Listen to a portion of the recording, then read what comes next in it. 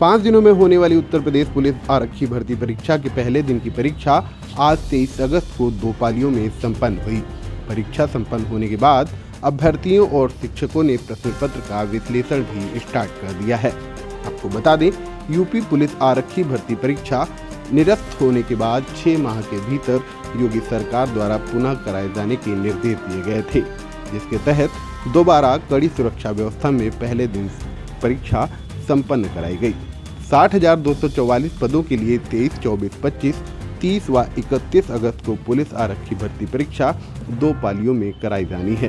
पहले दिन की परीक्षा संपन्न होने के बाद आई इंडिया ने सीतापुर के महमूदाबाद कस्बे में शिक्षण कार्य कर रहे कोचिंग इंस्टीट्यूट के शिक्षकों से बात की तो प्रश्न पत्र का विश्लेषण करने के बाद शिक्षकों ने बताया कि पुलिस भर्ती परीक्षा में हिंदी, सामान्य अध्ययन, रीजनिंग और गणित के कुल 150 प्रश्न शामिल रहे। हिंदी के कई प्रश्न पुराने प्रश्न पत्रों की तरह दोबारा रिपीट हुए। वहीं भर्ती बोर्ड ने कोई नया प्रयोग न करते हुए परंपरागत परीक्षा प्रश्न पत्र ही सामने रखा। विषय विशेषज्ञों ने बताया कि निरस्त हुई पुलिस भर्ती परीक्षा के प्रश्न पत्र से अगर इस प्रश्न पत्र की तुलना करें तो इस बार का प्रश्न पत्र सरल कहा जाएगा, क्योंकि निरस्त हुई परीक्षा के पेपर का स्टैंडर्ड हाई था। इसके अतिरिक्त पहले दिन की जो परीक्षा संपन्न हुई उसके विश्लेषण के बाद यह कहा जा सकता है कि यह प्रश्न पत्र ना ही ज्यादा कठिन और ना ही ज्यादा सरल था। इस प्रश्न पत्र को औसत प्रश्न पत्र कहा जाएगा। विषय विशेषज्ञों की माने तो हिंदी विषय के कुल 33 प्रश्न पूछे गए थे। वहीं गणित के 19 सवालों से परीक्षार्थी जूझते नजर आए। रीजनिंग के 56 सवालों ने परीक्षार्थियों को उलझाए रखा। आई इंडिया ने लंबे समय से प्रतियोगी परीक्षाओं की तैयारी करा रहे गणित एवं रीजनिंग के शिक्षक जोगेंद्र कुमार, हिंदी साहित्य के शिक्षक भीमसेन और सामान्य अध्ययन की तैयारी करा रहे शिक्षक नरेंद्र कुमार से बात की तो उन्होंने बताया कि प्रश्न पत्र औसत दर्जे का आया है। सिलेबस के अनुरूप ही प्रश्न पूछे गए हैं।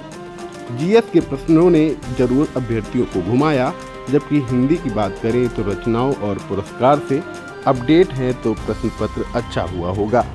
सभी ने एक स्वर से प्रश्न पत्र को औसत बताया। जिन परीक्षार्थियों की परीक्षा अभी होनी है वह किन बातों पर ध्यान रखें, क्या रणनीति बनाएं, उसे विषय विशेषज्ञों ने बताते हुए क्या कुछ कहा, आप भी सुनिए। पेपर का स्तर देखा जाए तो पेपर बहुत ज़्यादा कठिन भी नहीं था और ना ही ज़्यादा इसको सरल ही कह सकते हैं। पेपर का लेवल एक मॉडरेट लेवल था। जैसा कि पेपर जो अभी कैंसिल हुआ था उत्तर प्रदेश पुलिस का, उस पेपर में और वर्तमान में जो पेपर चल रहा है इसमें अगर तुलना किया जाए तो पेपर प्रायः ये देखा जा रहा है कि पिछली बार का जो पेपर था वो बहुत ही टफ था, लेकिन उसकी अपेक्षा इस समय वर्तमान में जो पेपर चल रहा है वो पेपर मॉडरेट है। अगर बच्चे उसकी तैयारी अगर 3-4 महीने से अगर कर रहे हैं, लगातार अगर निरंतर उनकी पढ़ाई चल रही है तो पेपर बहुत ही अच्छा किया होगा, मुझे पूर्ण विश्वास है। जैसा कि मैं हिंदी साहित्य देखता हूँ और हिंदी का मैं टीचर हूँ। इस समय जो आज पेपर फर्स्ट पाली का जो हुआ है उसमें मॉडरेट पेपर रहा है, ना ही ज़्यादा कठिन है ना ही ज़्यादा सरल कह सकते हैं इसको। जो बच्चे रचनाओं से या पुरस्कार से अगर वो अपडेट रहे हैं तो उनका पेपर बहुत ही अच्छा हुआ होगा। जैसा कि इस समय साहित्य अकादमी से प्रश्न पूछा गया है और मैं बच्चों को पहले भी बताता रहा हूँ कि अगर आप साहित्य अकादमी पुरस्कार या व्यास सम्मान या ज्ञानपीठ पुरस्कार अगर आप देख करके जाते हैं तो निश्चित रूप से प्रश्न आपका फंसेगा। और मैंने पेपर का विश्लेषण भी किया, देखा भी और बच्चों को हल भी कराया।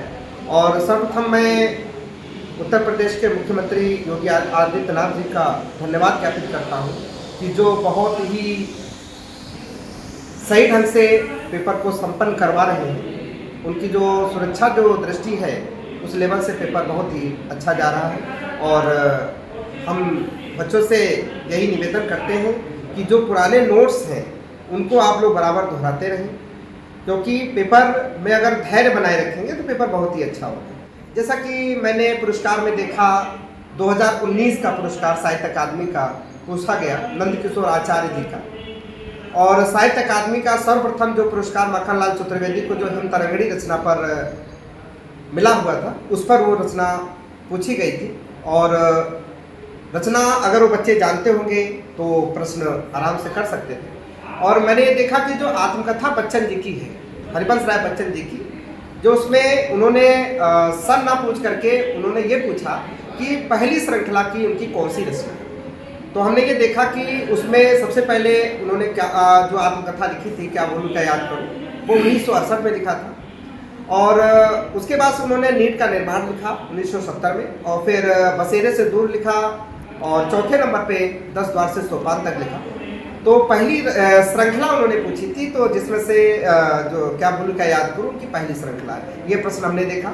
ये बच्चों को थोड़ा सा ये मॉडरेट क्वेश्चन था, अगर बच्चे बहुत ढंग से पढ़े होंगे या टीचर ने पढ़ाया होगा तो बच्चों ने कर लिया होगा। इसके अतिरिक्त जो गद्यांश था, इसमें गद्यांश भी लगभग लेवल का था। उसमें गद्यांश में कुछ भी ऐसा नहीं था कि जो बच्चे उसमें कर ना पाए, सारे पांचों प्रश्न गद्यांश के बहुत ही सरल थे। इसके अतिरिक्त मैंने ये देखा कि जो उसमें एक विशेषण से प्रश्न पूछा हुआ था, विशेषण का भी प्रश्न बहुत ही अच्छा था। करंट अफेयर्स के क्वेश्चन हिंदी में नहीं आए। अच्छा, हिंदी में नहीं है। हिंदी में नहीं आए। हिंदी में जो भी आए हैं वो सब पुराने स्तरीय प्रश्न हैं, और जिसने भी पेपर लेवल सेट किया है बहुत ही अच्छा पेपर, बढ़िया नहीं है। 37 प्रश्न पिछले वर्ष भी आए थे और 37 प्रश्न इस समय भी आए हैं। सबसे पहले आयुषी वैदिक अकादमी की तरफ से आपको बहुत बहुत धन्यवाद। अगर पेपर की बात कर रहे हैं तो रीजनिंग और मैथ जो हम देख रहे हैं, तैयारी करवा रहे हैं बच्चों की, काफ़ी दिनों से प्रिपरेशन कर रहे हैं बच्चे।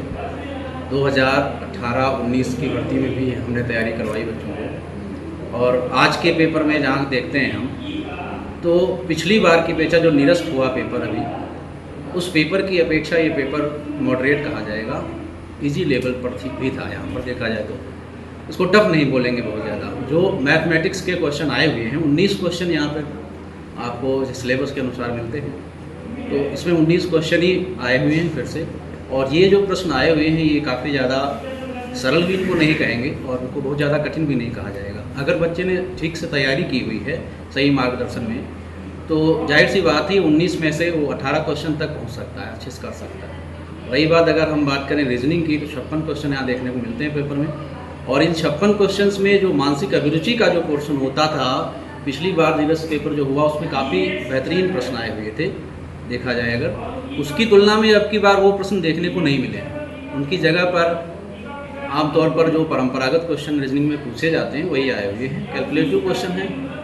बच्चे जो तैयारी कर रहे थे वो उच्च स्तर पर कर रहे थे, क्योंकि उस लेवल पिछली बार पेपर को देखते हुए तैयारी उनकी चल रही थी, और उससे काफ़ी ज़्यादा कहा जाए तो इजी देखने को ही पेपर मिला हुआ है।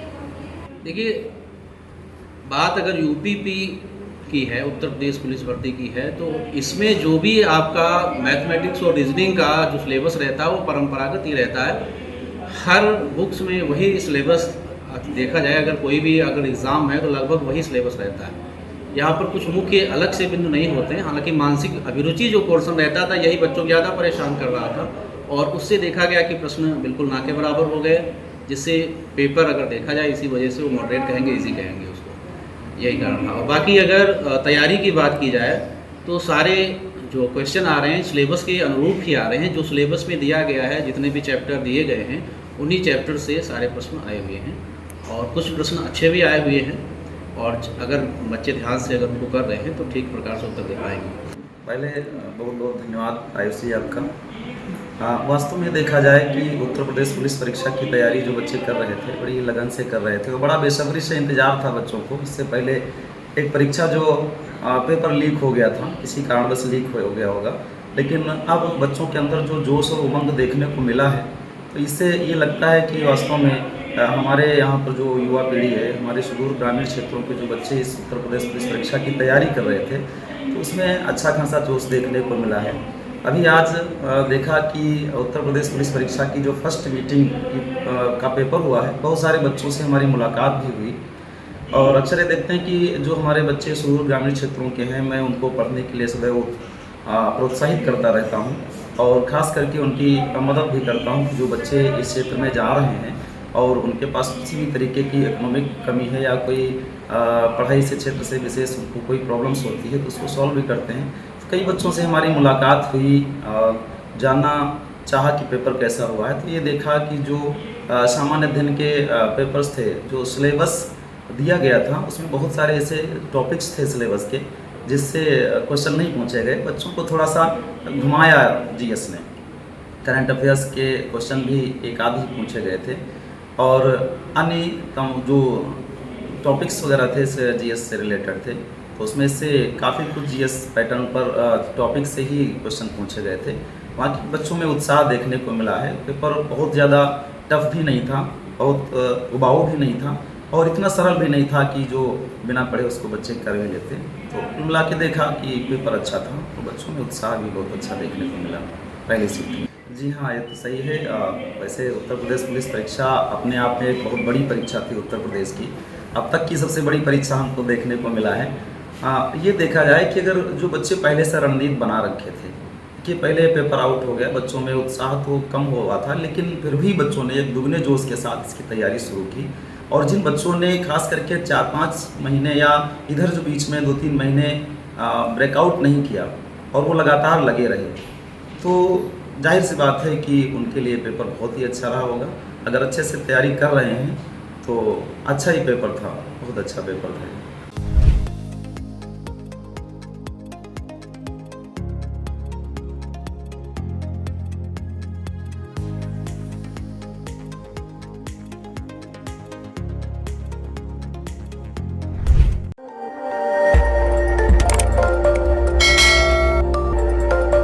खबर आपकी, नजर हमारी। देखते रहिए आई इंडिया।